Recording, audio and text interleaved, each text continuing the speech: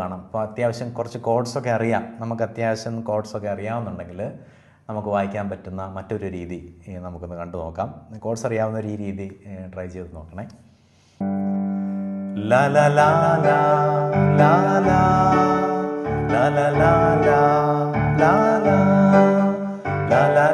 ലാ ലാ ലാ ലാ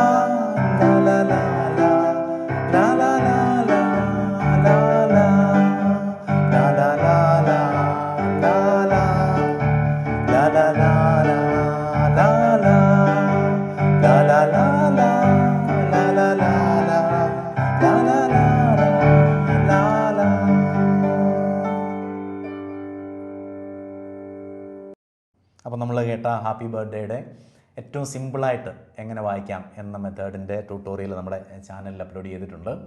അവിടെ നിന്ന് നിങ്ങൾക്കത് പഠിക്കാവുന്നതാണ്. നമുക്കെല്ലാവർക്കും ഒരു വർഷത്തിൽ പല പ്രാവശ്യം ആവശ്യം വരുന്നതായതുകൊണ്ട് പഠിച്ചിരിക്കുന്നത് നല്ലതാണ്.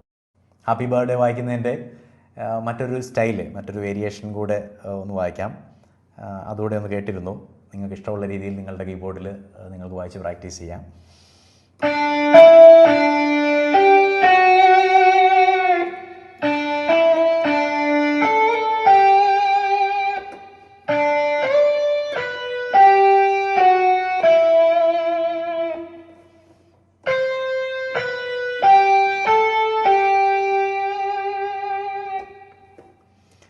അത് മറ്റൊരു രീതിയാണ്.